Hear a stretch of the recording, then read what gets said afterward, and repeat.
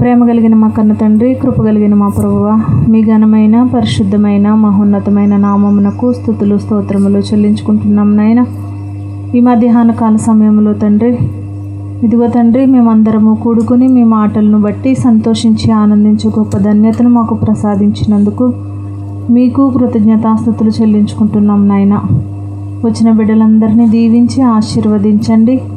కొద్ది నిమిషములు తండ్రి మీ మాటలు మాట్లాడుతూ ఉండగా నా యందు మీరుండి తండ్రి మీ పరిశుద్ధాత్మ సహాయాన్ని అనుగ్రహించి మా ఆత్మీయ జీవితాలకు తండ్రి ఎలాంటి సంగతులు అవసరమవుతున్నాయో నా ద్వారా తండ్రి మీ పిల్లలతో మాట్లాడమని తండ్రి, ఇదిగో నాయన, విన్న ప్రతి మాటను మా హృదయాలకు హత్తుకుని వాటి ప్రకారంగా తండ్రి మేము బ్రతికే ధన్యతను ప్రసాదించమని యేసుక్రీస్తు వారి పేరట ఈ ప్రార్థన అడిగి వేడుకొనుచున్నాము తండ్రి, ఆమెన్.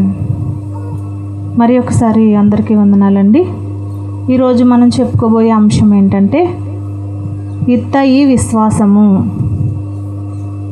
ఏంటమ్మా, ఇత్తయి పేరు ఎప్పుడైనా విన్నారా అమ్మా?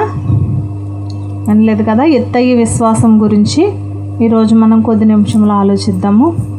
ఎందుకంటే పరిశుద్ధ గ్రంథం చదవడము అంటే రాబోయే కాలానికి మంచి పునాది వేసుకున్నట్లే. పరిశుద్ధ గ్రంథాన్ని చదవటం వలన ఈ కాలంలో, ఈ రోజుల్లో మరణించిన తరువాత ఈ భూమి మీద రెండో మరణమైన అగ్నిగుండాన్ని తప్పించడానికి ఒక మార్గమే పరిశుద్ధ గ్రంథము. పరిశుద్ధ గ్రంథాన్ని చదువుతారు కానీ దాన్ని మనం ఏం చేస్తాం, మనసును పెట్టలేము దానిని. చాలామంది పిల్లలు స్కూల్లో చదువుకుంటూ ఉంటారు. ఎందుకు చదువుతారు? వారు భవిష్యత్తు బాగుండాలని, భవిష్యత్తులో మంచి ప్రణాళిక వేసుకోవాలని, చక్కగా వారు చదివి మంచి ఉత్తీర్ణులై మంచి ఉద్యోగాలు చేయాలి అని చిన్నప్పటి నుంచి కూడా వారు చదువుల్లో ఏం చేస్తారో కష్టపడి చదువుతూ ఉంటారు. అలాగే రాబోయే కాలానికి అనగా పరలోకానికి వెళ్ళే మార్గాన్ని దేవుడు మన ముందే ఉంచినప్పుడు దానిని మనం చదువుకుంటూ అర్థం చేసుకుంటూ దాని ప్రకారంగా మనం నడుచుకుంటూ దేవునిలో కొనసాగుతూ ఉండాలి. ఎంతమంది ఉండగలుగుతున్నారు? పరిశుద్ధ గ్రంథాన్ని తగ్గట్టుగా ఎంతమంది బ్రతుకుతున్నారు అంటే బ్రతకటం లేదనే చెప్పొచ్చు. ఎందుకంటే ఏదో దేవుని మాటలు కొద్ది కాలం వింటాం, తర్వాత మరలా మన జీవితాలు మనవే. ఎన్నిసార్లు వింటున్నా కానీ మన జీవితాలలో మార్పు రాదో, ఏదో తాత్కాలికంగా వింటున్నాం కదా, భక్తి చేయాలి కదా, ప్రార్థనకి వెళ్ళాలి కదా అని మొక్కుబడి ప్రార్థనలు అనేవి ఎక్కువైపోతున్నాయి ఈరోజు సంఘాలలో. కానీ మనం దేవుని సన్నిధికి వెళుతున్నాము అంటే, దేవుని సన్నిధిలో కూర్చుని ఆయన మాటలు వింటున్నాము అంటే ఏదో ఒక ప్రతిఫలాన్ని ఆశించి కూర్చోవాలి. అంతే కదా. ప్రతిఫలం లేకుండా మనం ఏ పని చేయము. మన ఇంటి ముందు ఉన్న చెట్టు చూడండి, ఒక బొప్పాయి చెట్టు ఉందనుకో, అది అలా నిటారుగా ఎదిగిపోతూ ఉంది, దానికి ఫలాలు రావటం లేదు. ఏం చేస్తాం? దాన్ని, పని చేయని దాన్ని నరికి పాడేస్తాం. అంటే దానికి కాయలు రాకపోయినా, మరి పండ్లు కాయకపోయినప్పటికీ కూడా అది మనిషికి అవసరం లేదని ఎలా అయితే పెరికి పారవేస్తామో, మరి ప్రతిఫలం లేకుండా మనము కూడా ఏది చెయ్యము.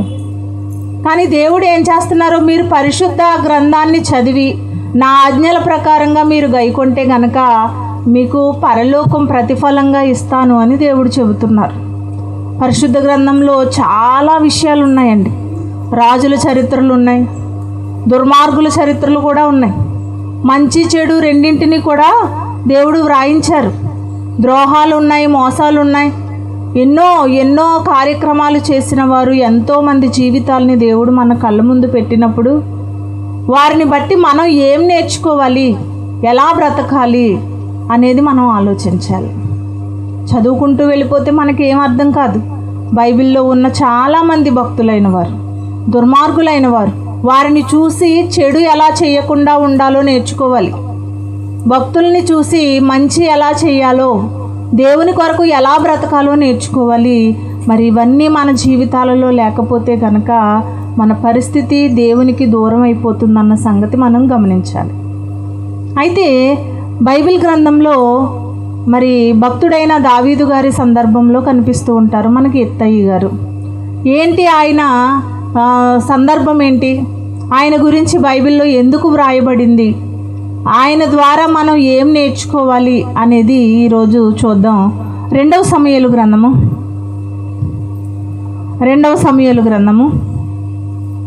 15వ అధ్యాయము 2 సమూయేలు గ్రంథము 15వ అధ్యాయము 19వ వచనం చూడండి.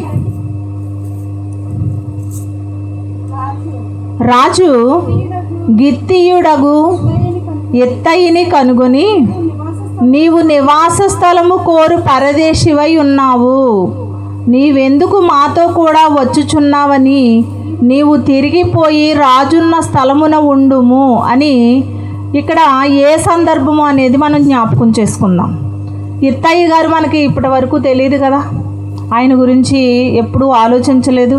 ఒకవేళ చదువుకున్నా కానీ దాన్ని అక్కడ ఆగలేదు మనం, కాబట్టి ఆయన సందర్భం గురించి అంత తెలియకపోవచ్చు.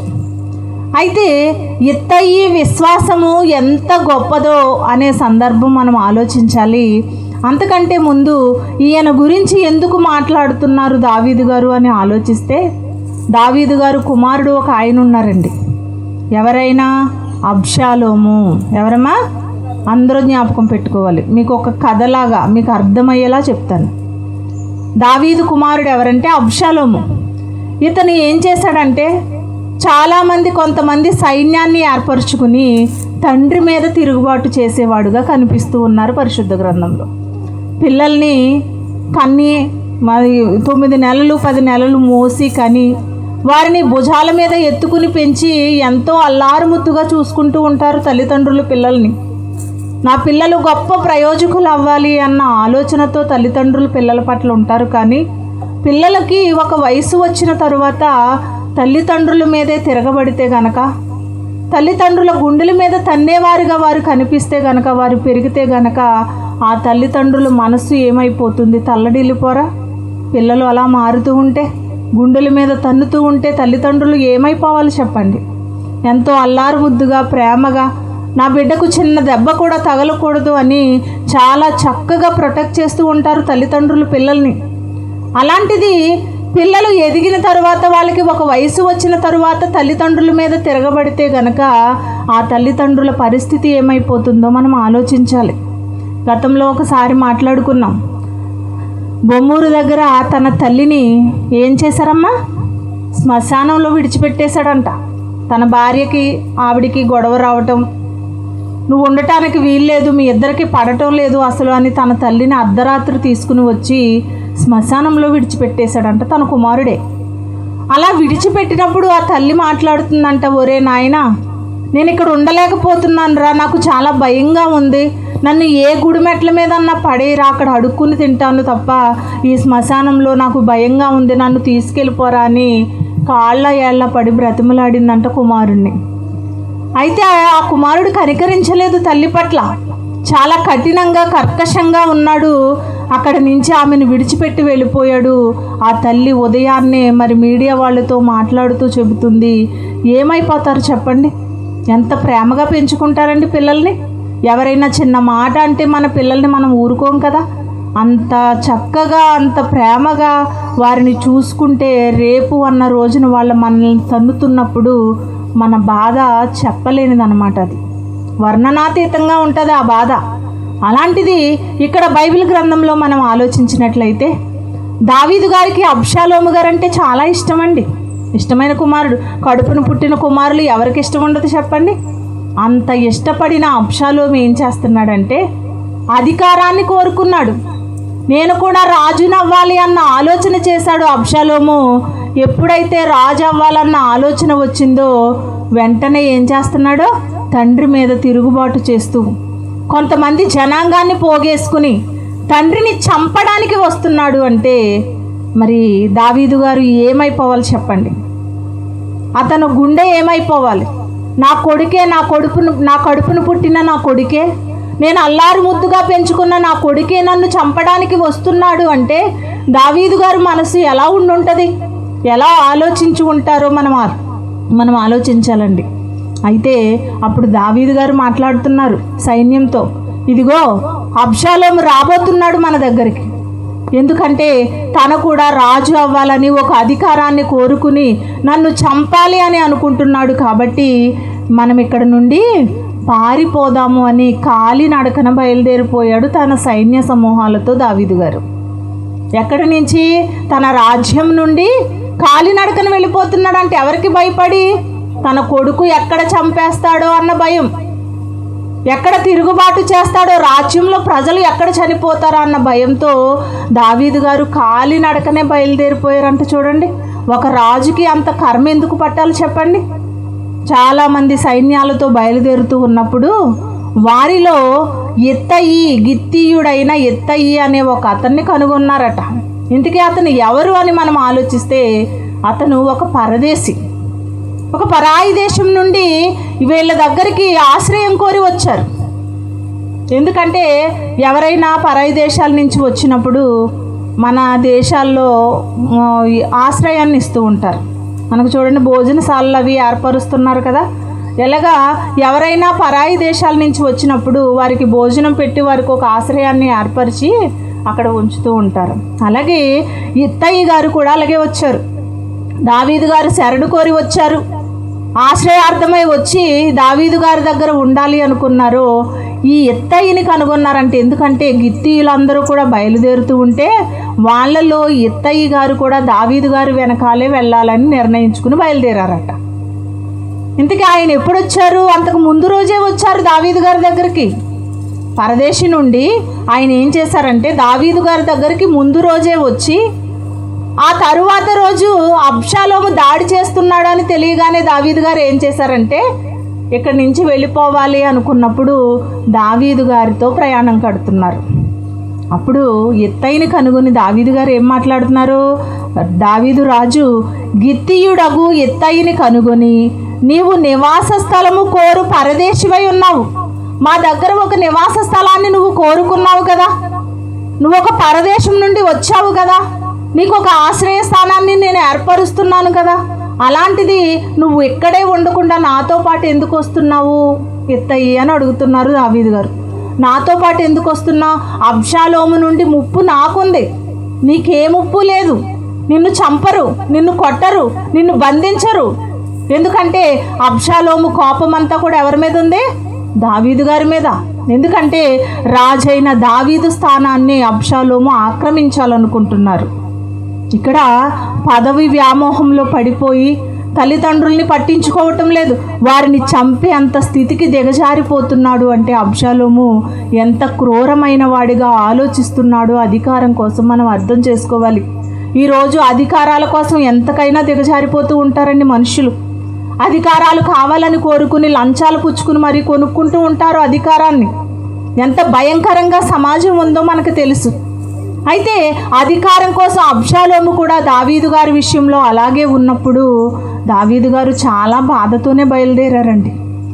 కాలి నడకన వెళ్ళిపోతున్నాడు. అంటే ఒక మహారాజు అయి ఉండి ఎంత కర్మ పట్టిందో ఆయనకు చూడండి. అతను వెళ్ళిపోతూ ఉంటుంటే అక్కడ ఇంకా చూద్దాం, 21వ వచనం చూడండి.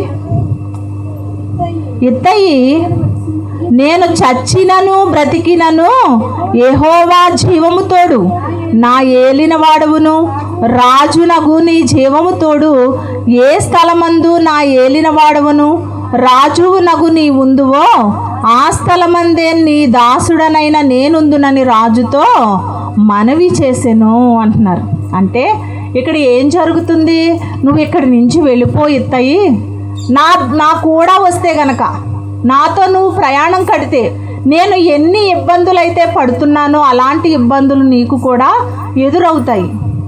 నువ్వు ఒక పరదేశి నుండి ఆశ్రయాన్ని కోరి వచ్చినప్పుడు నువ్వు సంతోషంగా నువ్వు ఉండు స్థలంలోనే ఉండొచ్చు, నీకు ఎలాంటి ఇబ్బంది లేదు, ఎలాంటి ముప్పు లేదు, ఎలాంటి ప్రమాదం లేదు అని దావీదు గారు చెబుతుంటే అప్పుడు ఈయన అంటున్నారు, నేను చచ్చినా బ్రతికినా యెహోవా తోడు నీ చెంతనే ఉంటాను అంటున్నారు. అంటే ఒక కడుపును పుట్టిన కుమారుడే తండ్రిని చంపాలి అనుకుంటుంటే పరాయి దేశం నుంచి వచ్చిన వాడు ఏం చేస్తున్నాడు? చచ్చిపోవాలనుకుంటున్నారు. దావీదు గారి గురించి ఏమనుకుంటున్నారో చచ్చిపోవాలని కోరుకుంటున్నారు. ఎవరైనా అనుకుంటారా? నిజంగా అనుకుంటాం కానండి. ఇంట్లో వాళ్ళే ఎక్కువ శత్రువులు ఉంటారు. బయట వారి కంటే ఇంటి వారే ఎక్కువ శత్రువులు కనిపిస్తూ ఉంటారు మనకి. ఇక్కడ కూడా అదే జరుగుతుంది. గర్భాన పుట్టిన కుమారుడేమో తండ్రిని చంపాలి అనుకుంటే, దావీదు గారి కోసం చచ్చిపోయినా బ్రతికినా కానీ నేను మీతోనే ఉంటాను అని యెత్తయి గారు తన విశ్వాసాన్ని, ప్రేమను కనపరుస్తున్నారు దావీదు గారి పట్ల. ఎంత విశ్వాసమో చూడండి, ఎంత చక్కగా ఆలోచిస్తున్నారు. నేను ఎందుకు వెళ్ళాలి, నేను అబ్షాలోము తరపునుంటేనేమో మరి దావీదు గారు కోప్పడతారు, దావీదు గారు తరపున ఉంటే అబ్షాలోముతో ప్రమాదం నాకు, నేను ఎవరికి సపోర్ట్ చేయకుండా నేను ఏ పని మీద వచ్చానో ఆ పని చూసుకుని వెళ్ళిపోదాం అనుకోలేదండి యెత్తయి గారు. ఎందుకని దావీదు గారితో ఉండాలనుకుంటున్నారు? పోనీ ఎన్నో రోజులుండి దావీదు గారితో పరిచయం, ప్రేమ పెంచుకోలేదు. ఒక్క దినం మాత్రమే ఉన్నారు ఆయన. నిన్నటి దినాన్న వచ్చారు, ఈ రోజు బయలుదేరుతున్నారు, దావీదు గారితో బయలుదేరిపోతున్నారు. అంటే దావీదు గారు దేవునికి లోబడినవారు, దేవునికి విధేయుడిగా బ్రతికినవారు. ఈ రోజు కాకపోతే రేపైనా దావీదు గారు పరిస్థితి మెరుగుపడుతుంది. ఆయనకు మేము తోడుగా ఉండాలి, ఆయన ఎక్కడికి వెళితే అక్కడికి వెళ్ళిపోవాలి అని యెత్తయి గారు తన విశ్వాసాన్ని దావీదు గారి పట్ల కనపరుస్తున్నారు. అంటే ఎంత గొప్పగా ఆలోచించారో దావీదు గారి గురించి మనం ఆలోచించాలి. మనము కూడా ఉంటామండి.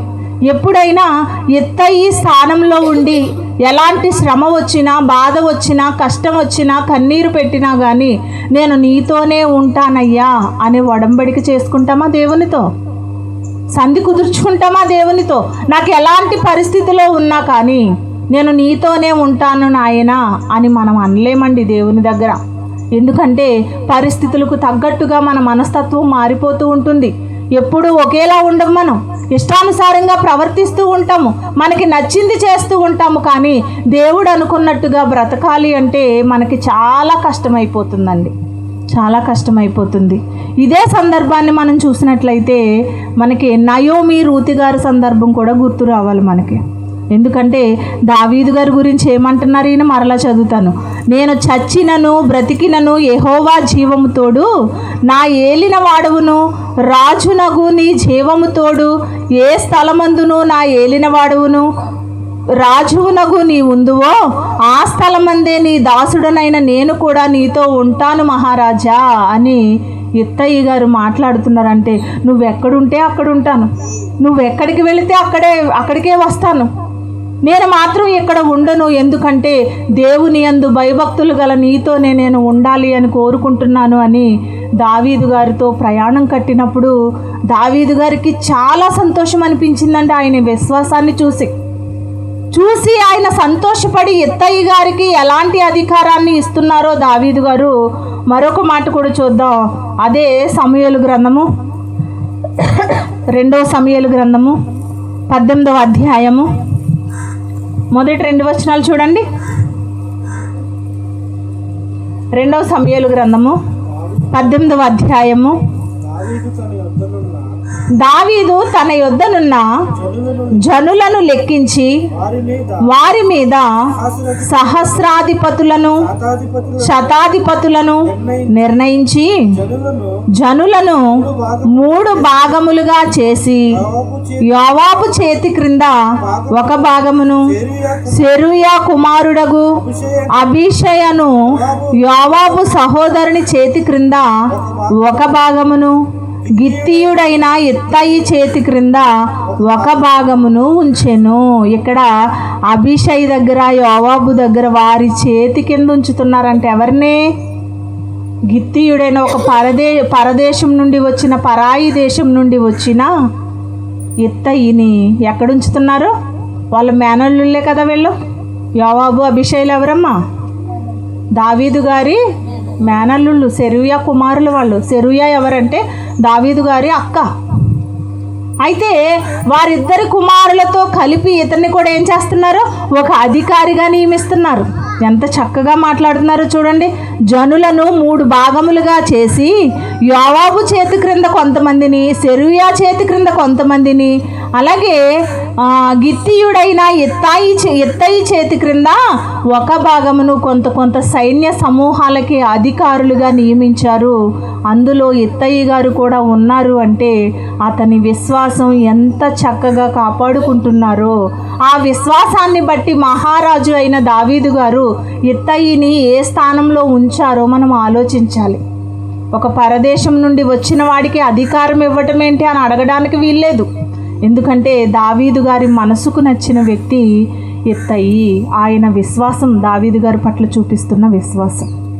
ఈరోజు మనము కూడా దేవుని యందు విశ్వాసం ఉంది, నాకు దేవుని ఎడల భయభక్తులతో ఉంటున్నాను, ఆయన యందు విశ్వాసం ఉంది కాబట్టే నేను దేవుని మాటలు వినగలుగుతున్నాను అనుకోవచ్చు మనం.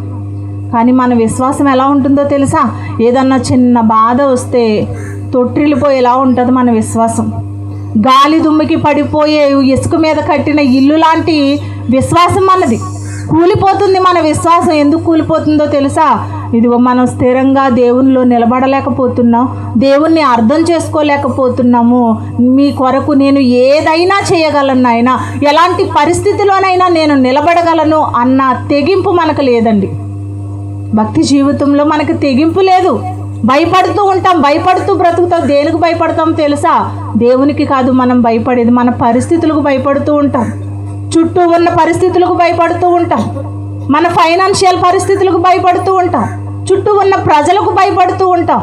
వీటికి భయపడి మనం ఏదో దేవుని దగ్గరికి వెళ్ళాలా వద్దని మొక్కుబడిగా వెళ్ళొచ్చేస్తాము తప్ప దేవునికి భయపడి ఎలా అయినా సరే దేవుని దగ్గర నుంచి దీవెనలు పొందుకోవాలి, పరలోక రాజ్యాన్ని సంపాదించుకోవాలి అన్న ఆలోచన ఎంతమందికి ఉంటుందో ఒక్కసారి మనం గమనించాలి. ఎత్తయి గారు దావీదు గారి పట్ల ఎంత విశ్వాసముతో ఉన్నారో ఇదే మాట రూతు గ్రంథంలో మనకి కనిపిస్తూ ఉంటుంది. చూడండి ఒకసారి రూతు గ్రంథము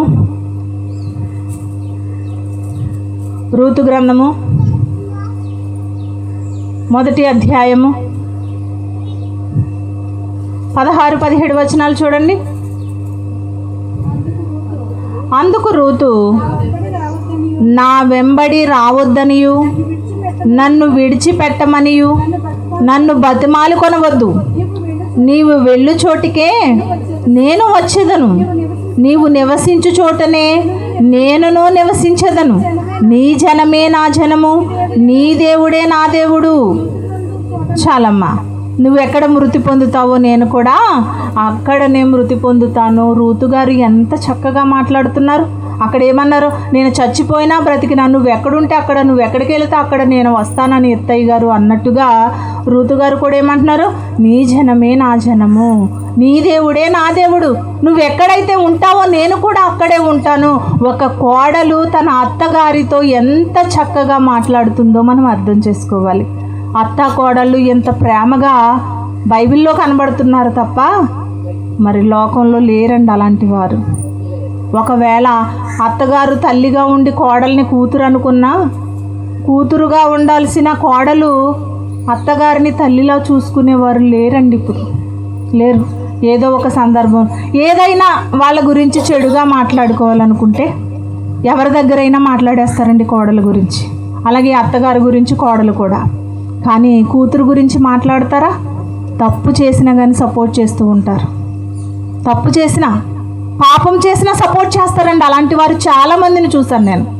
తప్పు చేసినా సపోర్ట్ చేస్తారు. కడుపును పుట్టిన కూతురని, కడుపును పుట్టినా కానీ పరాయి ఇంటి నుంచి వచ్చిన కూతురు కానీ తప్పు చేస్తే తప్పుని తప్పుగా ఖండించాలి, మంచిగా బ్రతికితే మంచిగానే తన గురించి మాట్లాడుతూ ఉండాలి.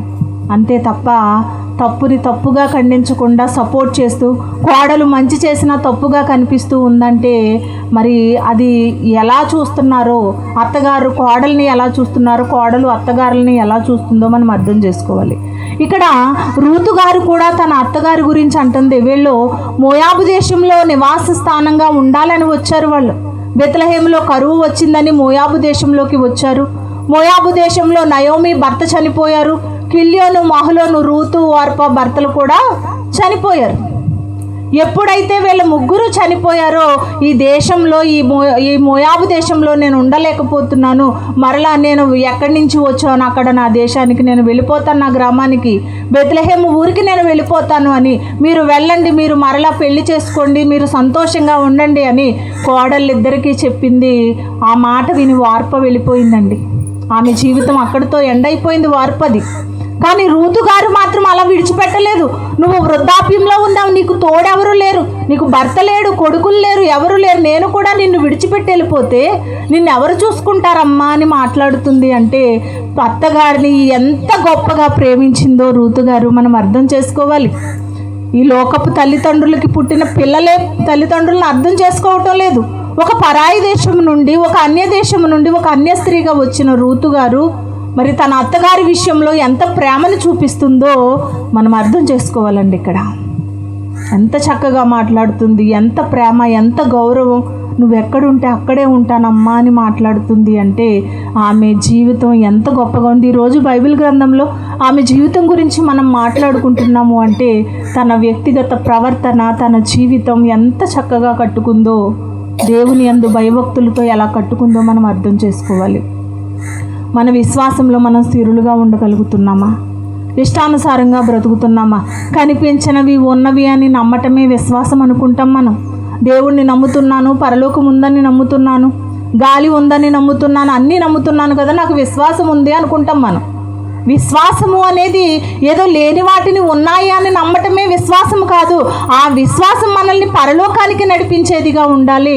దావీదు గారు మనుషుల విషయంలోనే ఇంత గొప్ప విశ్వాసాన్ని కనపరుస్తూ ఉన్నప్పుడు దేవుని విషయంలో మనం ఎలా ఉండాలి చెప్పండి? మనల్ని పెంచి పోషిస్తున్నారు, మన అవసరాలన్నీ తీరుస్తున్నారు, మనకి కావలసినవన్నీ అమరుస్తూ ఉన్నప్పుడు దేవుని పట్ల ఎంత విశ్వాసంతో ఉండాలి, ఎంత ప్రేమ కలిగి ఉండాలి మనకు అర్థం కావటం లేదండి. అసలు అర్థం కావటం లేదు. ఎవరైనా చిన్న హెల్ప్ చేస్తే మనం థ్యాంక్స్ చెప్తాం, మనం కృతజ్ఞత చెప్తాం. కానీ ఆయన మొత్తం అతని జీవితాన్ని ధారపోసారండి మన కొరకు. ఎంత కష్టపడ్డారండి దేవుడు. తన కుమారుడైన యేసుక్రీస్తు వారిని మనకి ఇచ్చారు. యేసుక్రీస్తు వారి విశ్వాసం ఏంటో తెలుసా? ఎలా ఉంది ఆయన విశ్వాసం? యేసుక్రీస్తు వారి విశ్వాసం ఎలా ఉంది? దేవుని కోసం ప్రాణం పెట్టే అంత విశ్వాసాన్ని కనపరిచారు యేసుక్రీస్తు వారు. దేవుని కొరకు అంటే ఆయన సంతోషంగా ఉండాలి. ప్రజలందరి రక్షణ కొరకు నేను ప్రాణం పెడితే నా తండ్రి సంతోషంగా ఉంటారు అని నమ్మారు యేసుక్రీస్తు వారు. నా తండ్రి ఇష్టాన్ని నెరవేర్చడమే నాకు సంతోషం అనుకున్నారు. తండ్రి ఇష్టాన్ని నెరవేర్చే కుమారుడుగా ఒక యేసుక్రీస్తు వారు కనిపిస్తున్నారు. క్రీస్తు అడుగు జాడల్లో నడిచిన ఒక పౌలు గారు కనిపిస్తున్నారు. అపోస్తులు కనిపిస్తున్నారు, భక్తులు కనిపిస్తున్నారు. విశ్వాస వీరుల జాబితాలో ఎంతోమంది భక్తులు కనిపిస్తూ ఉన్నారు. కానీ మనకుందా అండి విశ్వాసం? ఎందుకు లేదండి? మాకే ఎందుకు లేదు విశ్వాసం? లేదు, మాకెందుకు లేదు? మేము ప్రార్థనకి వెళ్తున్నాం, దేవుడిని నమ్మాం, బాప్తీసం తీసుకున్నాం, మాకు కాకపోతే ఎవరికి ఉంటుంది విశ్వాసం అంటున్నారు. విశ్వాసం ఉంటే సరిపోదండి. ఆ విశ్వాసానికి తగ్గట్టుగా మనం నడుచుకోవాలి కదా. ఇష్టానుసారంగా బ్రతికితే వచ్చేస్తుందా అండి పరలోకం? ఒక ఆశ్రయాన్ని ఇచ్చిన ఇత్తయ్య గారే దావీదు గారి పట్ల అంత విశ్వాసాన్ని కలిగి ఉంటూ ఉన్నప్పుడు ఈరోజు మనకి కూడా దేవుడు ఈ భూమి మీద కొద్ది కాలం ఆయుష్కాలాన్ని ఇచ్చారు. ఇదిగో దీన్ని పూర్తి చేసుకున్న తర్వాత మీరు రావాల్సింది పరలోకానికి వచ్చే విధంగా మనం బ్రతకాలి అంటే తండ్రి పట్ల ఎంత విశ్వాసాన్ని కలిగి ఉండాలో మనం అర్థం చేసుకోవాలండి. ఉందా అండి మనకి విశ్వాసం? బ్రతుకుతున్నామా? దేవునికి ఇష్టలుగా బ్రతకగలుగుతున్నామా? ఏదైనా చిన్న ఒడిదుడుకు వస్తే మనం ఏం చేస్తామండి? వెంటనే తొట్టిల్లిపోతూ ఉంటాం. మీ విశ్వాసం మీది, మా విశ్వాసం మాది అన్నట్టుగా బ్రతుకుతున్నాం. ఈరోజు అందరూ ఒకటే బాప్తిస్మం, ఒకటే విశ్వాసం, ఒక్కడే తండ్రి. మనకి ఒకే విశ్వాసం కలిగి ఉండాలి. ఎన్నో రకరకాల విశ్వాసాలు లేవండి, లేవు. దేవుని పట్ల ఎలా విశ్వాసం చూపించాలి అంటే ఆయన కొరకు నీతి యథార్థతలతో బ్రతుకుతూ ఆయన ఆజ్ఞల్ని గైకుంటూ ఎప్పుడైతే మనం బ్రతుకుతామో మనం పరలోకానికి చేరిపోతాం. మరి అలా ఉంటున్నామా మనం? రూతు గారు నయోమి గారి పట్ల చూపించిన విశ్వాసము, ప్రేమ, గౌరవం ఎంత చక్కగా చూపించిందండి. ఈరోజు అత్తాకోడల మధ్యలో అలా ఉండటం లేదు. అత్తగారు కోడల్ని చంపేస్తుంది, కోడలు అత్తగారిని చంపేస్తుంది, లేకపోతే ఇద్దరు కుమ్మలాడికి చచ్చిపోతూ ఉంటారు. అమ్మ బాబు ఎలాంటి గొడవలు అవుతూ ఉంటాయండి నిజంగా. ఒకవేళ కోడలు తల్లిలా చూసుకున్నా అత్తగారు కూతురులా చూసుకోదండి. ఒక కోడలు ఉంది, కోడల్ని కూతురులా చూసుకున్న కోడలు అత్తగారిని తల్లిలా చూసుకోదు. ఎంత వేరియేషన్ చూడండి. అందుకే సొలొమోను గారు ఊరకనే మాట్లాడలేదు. ఎంత అనుభవజ్ఞానులండి బాబు నిజంగా సొలొమోను గారు. కోడలికి అత్తకి వైరం అంట ఎప్పుడు కూడా. ఎంత ప్రేమగా ఉన్నా ఏదో ఒక సందర్భంలో వారి ఈగోని బయట పెడుతూ ఉంటారు, వారి అహాన్ని బయట పెడుతూ ఉంటారు. నేను అత్తగారిని కదా, నా మాట వినాలండి, తప్పదు. ఎందుకంటే తల్లి లాంటిది న్యాయబద్ధమైన తల్లి అని చెబుతూ ఉంటారు మదర్ ఇన్ లా అంటే. మరి అలాంటి తల్లి మాట వినొద్దా? నిజంగా చెప్పాలంటేనండి, ఎక్కువ తల్లి మీద ప్రేమ ఉంటుంది కదా పిల్లలకి, ఆడపిల్లలకు కానీ మగపిల్లలకు కానీ. కానీ పెళ్ళైన తరువాత ఎక్కువ ఎవరింట్లో ఉంటారండి ఆడపిల్లలు? అత్తగారింట్లోనే ఉండాలి. ఎవరి మీద ప్రేమ ఉండాలి? అత్తగారింట్లో ఉంటూ తల్లికి చాడీలు చెప్పే పిల్లలు కూడా ఉన్నారు. ఏదైనా చిన్న కష్టం వచ్చినా బాధ వచ్చినా కానీ అండి, ఇంట్లోనే సరిదిద్దేసుకోవాలి. మన ఇంటి విషయం బయటకు వెళ్ళకూడదు. బయటకు వెళ్ళిందంటే మన పరువును మనమే బయట పెట్టేసుకుంటున్నట్టు. మనం అనుకుంటాం వాళ్ళ పరువు తీసేస్తున్నాం అనుకుంటాం, కానీ మనం మాట్లాడుతూ మన పరువును మనమే దిగజార్చేసుకుంటూ ఉంటాం. వాక్యాన్ని కలిగిన వారు ప్రేమగా ఉండాలండి, దేవుని ప్రేమతో ఉండాలి. ఎప్పుడైతే దేవుని ప్రేమ కలిగి ఉంటామో అత్తగారు తల్లిలా కనిపిస్తూ ఉంటుంది, కోడలు కూతురులా కనిపిస్తూ ఉంటుంది, అల్లుడు కొడుకులా కనిపిస్తూ ఉంటాడు. ఇలాగా ఒక మామగారు తండ్రిలా కనిపిస్తూ ఉంటారు. ఇలా కనిపిస్తూ ఉంటే కుటుంబాలు ఎంత బాగుంటాయండి. ఒకే విశ్వాసముతో ఒకే తండ్రిని కలిగి ఇంత చక్కగా బ్రతికితే కుటుంబం అంతా కూడా దేవుని సన్నిధిలో మనం ఆరాధిస్తూ ఉంటే గనక కుటుంబం అంతా కూడా ఆ కుటుంబాన్ని చూసి దేవుడు ఎంత ఇష్టపడతారో ఆలోచించండి. ఈరోజు కుటుంబాలలో శాంతి సమాధానాలు లేవు. కానీ దేవుడు ఎల్లప్పుడూ కూడా కుటుంబం అంతా కూడా దేవుని భయభక్తులతో పెరుగుతూ ఆయన ఆజ్ఞల్ని గైకుంటూ బ్రతకాలి అన్నది దేవుని ఉద్దేశం. కాబట్టి ఒక అబ్షాలోము తండ్రి మీద తిరుగుబాటు చేశారు. మరి తండ్రిని చంపాలి అనుకున్నాడు, కానీ దావీదు గారి కోసం ఇత్తయి గారు చచ్చిపోవాలి అని కూడా తెగించారు. అలాంటి తెగింపు దేవుని విషయంలో మనకి ఉండాలి. నాయనా, నాకు ఏ ప్రమాదం వచ్చినా పర్వాలేదు తండ్రి, మీరే నాకు అన్నీ, మీరుంటే నాకు ఇంక ఏమీ అవసరం లేదు. ఒకవేళ నేను ఎలాంటి ఇబ్బందిలో పడినప్పటికీ కూడా నా తండ్రి నాతో ఉన్నారు అన్న ధైర్యంతో నేను బ్రతుకుతాను నాయనా అని ఒక కమిట్మెంట్ తీసుకోవాలండి దేవుడి దగ్గర. అలాంటి కమిట్మెంట్ దేవునితో మనకి లేకపోతే గనక పరలోకానికి చేరుకోవటం అనేది చాలా కష్టమైపోతుంది. ఒక పరదేశిగా వచ్చిన ఇత్తయి గారి విశ్వాసాన్ని చూసాము. మనము కూడా పరదేశులమే. మన దేశం ఏది? పరలోకమే మన దేశం. పరలోకానికి వెళ్ళిపోవాలి. మనం దేవుని ఆలోచనలో నుంచి వచ్చిన వారం ఈ భూమి మీద కొద్ది కాలమే పరదేశులుగా బ్రతికి ఇక్కడ నుండి మరలా మన దేశమైన పరలోకానికి వెళ్ళిపోవాలి. మరి మన దేశంలోకి మనం వెళ్ళగలుగుతామో లేదంటే పరాయి దేశానికి మరలా నరకానికి పోతామో ఒక్కసారి మనమే ఆలోచించుకోవాలి. ప్రార్థన చేసుకుందామండి. చిన్న ప్రార్థన. ప్రేమ కలిగిన మా కన్న తండ్రి, కృప కలిగిన మా ప్రభువా, మీ ఘనమైన పరిశుద్ధమైన మహోన్నతమైన నామమునకు స్తుతులు స్తోత్రములు చెల్లించుకుంటున్నాము తండ్రి. ఈ ఉదయకాల సమయంలో తండ్రి కొద్ది మాటలు, ఇత్తయి గారి విశ్వాసము తండ్రి, ఎంత చక్కగా తన విశ్వాసాన్ని కనపరిచారో దావీదు గారి పట్ల తండ్రి. ఇదిగోనైనా మాకు అర్థమయ్యే విధానంలో తండ్రి కొన్ని మాటలు మాకు తెలియపరిచారు. మీ ఎడల మేము తండ్రి ఎలా ఉంటున్నామో, విశ్వాసులుగా ఉంటున్నామో తండ్రి, అవిశ్వాసులుగా బ్రతుకుతున్నామో తండ్రి, ఒక్కసారి మా విశ్వాసాన్ని మేము పరీక్షించుకుని నాయన మీ ఎడల నమ్మకముగా బ్రతకడానికి మీ కృపను అనుగ్రహించండి నాయన. మీ కొరకు ఏదైనా చేయగలము అనే తెగింపుతోనూ ధైర్యముతోనూ బ్రతకగలుగుటకు తండ్రి మీ కృప చూపించండి. వచ్చిన బిడ్డలందరినీ దీవించి ఆశీర్వదించండి, ఆయురారోగ్యములు ప్రసాదించండి నాయన తండ్రి. ఇదిగోనైనా కూడుకు పెట్టిన కుటుంబాన్ని దీవించండి తండ్రి, ఆశీర్వదించండి. సాయంత్రం జరగబోతున్న సభలో మీరు తోడుగా ఉండండి నాయన, చక్కగా నాయన తండ్రి. ఇదిగోనైనా అనేక మంది మీ పిల్లలు వచ్చి తండ్రి మీ మాటల ద్వారా తండ్రి వారి ఆత్మీయ జీవితాలని బలపరుచుకుని నాయన, ఇదిగో తండ్రి విన్న మాటల ప్రకారంగా బ్రతుకులను సరిచేసుకుని నాయన మీ ఎడల తండ్రి విశ్వాసవంతులుగా భయభక్తులతో బ్రతికే ధన్యతను ప్రసాదించమని ఇక్కడున్న మీ బిడ్డలందరినీ వారి కుటుంబాలను దీవించి కాపాడమని, ఇంకా జరగబోతున్న కార్యక్రమం అంతట్లో మీ కృపా కాపుదల తోడుగా ఉంచి నడిపించమని యేసుక్రీస్తు వారి పేరట ఈ ప్రార్థన అడిగి వేడుకొంచున్నాము తండ్రి. ఆమేన్.